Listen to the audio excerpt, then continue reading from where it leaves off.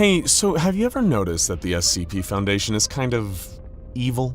And no, we're not talking about isolated incidents of spectacular brutality. We're going to save those for later in the video. We mean more the kind of ambient, everyday evil that's baked into the day-to-day operations of running the SCP Foundation. Let's say, for sake of argument, that one day you discover you have the ability to manifest paper planes that can fly around all on their own. It's a 7-year-old's idea of a really cool superpower, and it's not like you could even really hurt somebody with it. Well, unless you aimed for the eyes, and even then we're not talking about serious wounds. Maybe you're proud of this weird, cool little power you have. Maybe you even decide to do what a lot of people do these days and take a video of yourself manifesting your cool paper airplanes and post it online. You start getting views, likes, and comments. Awesome. Well, until you wake up late at night to see mysterious men in balaclavas standing over your bed. They inject you in the neck with some kind of sedative and hold you still while you fall unconscious. When you wake up, you're in a prison cell in a building that nobody knows about. You haven't done anything wrong, but you're also not going to get a trial. They don't really do due process here. Who knows what they've told your family? Maybe they've perfectly replicated your handwriting and left a note saying that you've run away forever. Sure, there'll be a manhunt for a few months, but eventually you'll just be written off as a mystery. Or maybe, even worse, they've faked your death with a plausible explanation for your family, friends, and other loved ones. Or if you didn't have many connections in life, perhaps they've given them all a healthy dose of powerful amnestics and made people forget that you've ever even existed. Though, if you've gotten really unlucky, your case is being overseen by a particularly ruthless or sadistic member of Foundation staff. In that case, there's a non-zero chance they were all assassinated to give credence to some lie that you and your family died in a car crash or a house fire. And this is your life now, in a prison cell not 300 feet from men who can drag people into private torture dimensions, or statues that can snap your neck if you blink while looking at them. Just hope that there won't be a containment breach that puts you and any of them in the same area with no locked doors behind you. In all likelihood, you're going to be experimented on. Perhaps they'll conduct uncomfortable and invasive tests when they see if they can somehow turn your paper planes into effective spy planes for the Foundation's own purposes. Or maybe they'll load them with tiny bombs so they can use them to assassinate members of the Chaos Insurgency. They're really not going to want to hear that you don't think your powers can do that. They will encourage you very strongly to try. But even then, you're luckier than the D-class personnel. These are human guinea pigs kept in huge barracks with bunk beds like livestock, and are regularly used in frivolous experiments that result in them being horribly maimed, killed, or worse. And you'll hear the same excuse. Oh, don't worry, they're all death row inmates. Do you know that there are only 2,067 people on death row in the United States? Most of them have been there for years and are more than likely to die of old age than actually see the needle or the chair. Do you really think the Foundation goes through less than 2,000 D-class personnel every 6 months? Really makes you wonder where the rest of all those human test subjects are coming from. There's nothing you can do to ever be let out of your new life as an unwilling prisoner of the SCP Foundation. So all you can really do is hope that they treat you well. But in reality, that really depends on how they're feeling on a day-to-day basis, and whether you get assigned benign or sadistic researchers and guards. Thankfully, there is actually one thin line between you and the absolute horrors of basically being treated like a dangerous non-human prisoner until the day of your death. The SCP Foundation Ethics Committee, operated and chaired by Dr. Ondongo Tejani, with an unknown number of personnel working beneath him. There's a good chance you've heard the Ethics Committee at least mentioned in passing, but unlikely dwelled upon. To some, they're almost a kind of dark joke. The SCP Foundation has an ethics committee? Really? But to others, like the anomalies the Foundation keeps, the D-classes under their control, and the random civilians that encounter anomalies out in the world, the Ethics Committee is the only one meaningfully in their corner. Put simply, the Ethics Committee is an advisory board that oversees major decisions made by the O5 Council and other senior researchers and members of the administration. They weigh up whether the decisions being made are morally right. Which is to say, if any nasty stuff the Foundation does is justified by the degree to which it helps the greater good in the long term. In the words of one anonymous member of the Ethics Committee involved in the orientation of new committee members, the Foundation does not rule the world. The Foundation serves the world. Do you understand what that means?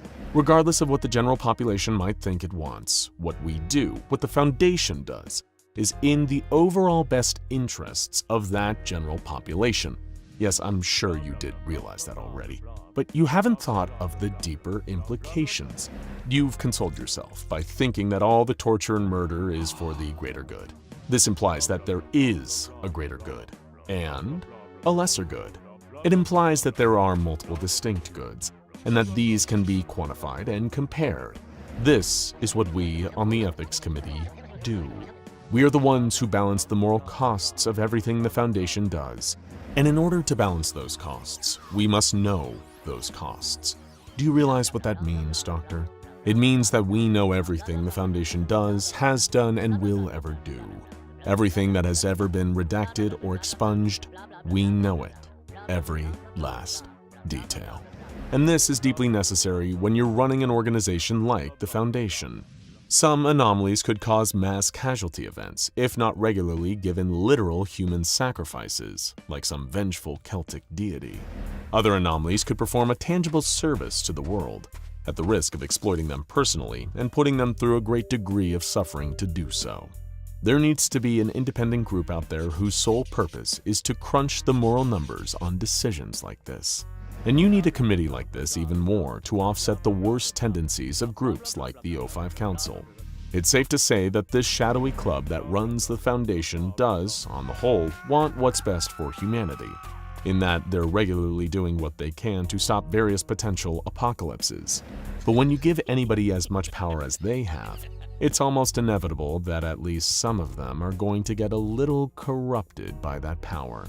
From using anomalies to enrich or empower themselves, to wielding the might of the Foundation to crush their enemies, they even engage in petty infighting and backstabbing of their fellow council members to vie for more power internally. When things start getting very Game of Thrones behind the scenes, it's the Ethics Committee you can count on to help bring people back to the negotiation table.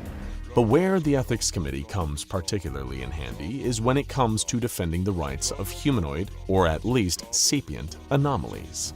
Given the fact that there are some researchers in the Foundation's vast collection of staff with a very when all you have is a hammer, everything looks like a nail mentality towards the anomalies they keep.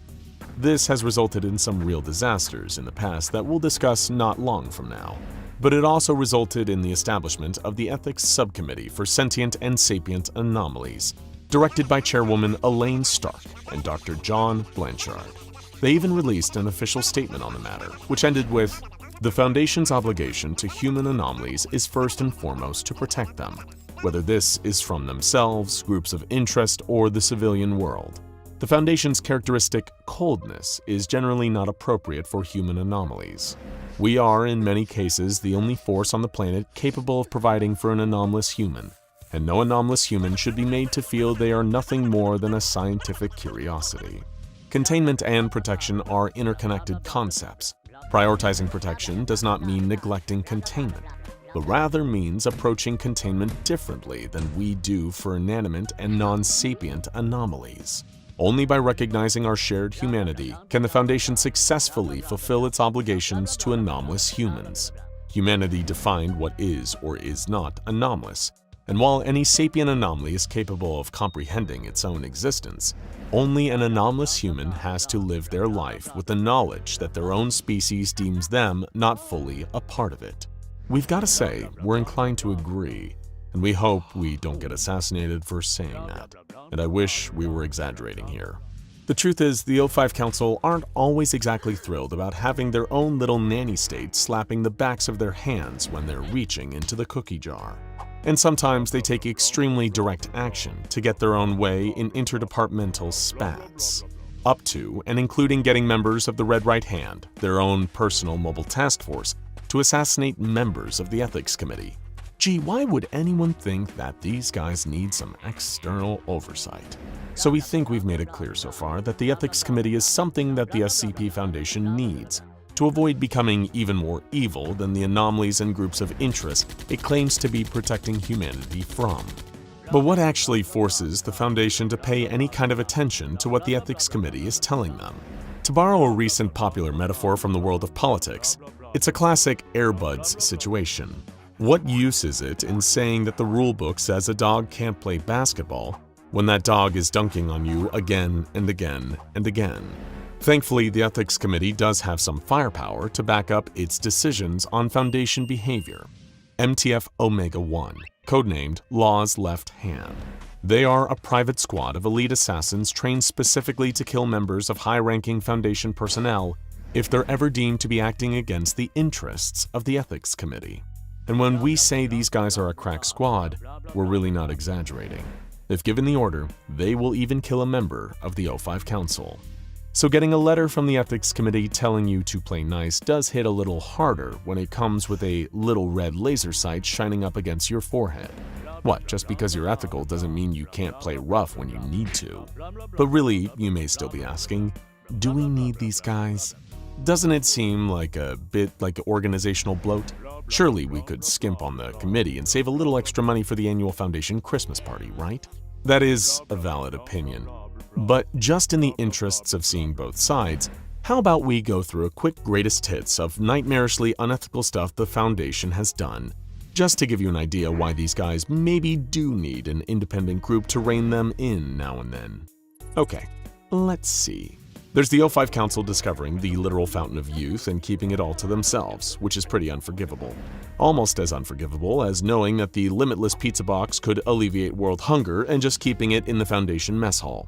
Of course, there are also cases where sapient human anomalies like SCP-105 Iris and SCP-2241 Cameron the Crusader have been forced to become weapons of the SCP Foundation against their will, often via extremely unethical psychological manipulation tactics, or the threat of physical violence against them and their loved ones. There are times when the Foundation has been a party to wiping out entire species, such as SCP-2256 and SCP-6415. Other times, harmless anomalies have been made into dangerous killers by Foundation torment, like SCP-066 Eric's Toy and SCP-3108 the Nerfing Gun. And we could fill an entire other video with just awful things done gratuitously to members of D-Class personnel, from putting them in the femur breaker as bait for SCP-106 to turning them into lobotomized permanent organ donors in SCP-596, to just brutally incinerating potentially hundreds to test SCP-2128, the Liar's Cradle. And they do stuff in the security theater ritual to keep SCP-2845, the Deer, contained, that we're not even allowed to tell you about here. But believe us when we say, it's both ethically and viscerally gnarly. And if what some people say is to be believed, it's still not half as horrific as the infamous Procedure 110 Montauk, used to prevent the remaining instance of SCP-231 from giving birth to one of the Scarlet King's terrible offspring. Like any organization, the Ethics Committee obviously isn't perfect. They're given to all the same human mistakes as the rest of us, regardless of the purity of their intentions. It goes without saying that the Foundation still gets up to some pretty evil stuff while still under their watchful eye. But we'll leave you with a question. If this is what the O5 Council is getting up to with them there, how bad do you think it'd be if they weren't there? Now check out SCP-6448, the Not Deer Stalks You, or SCP-1128, the Aquatic Horror, for more.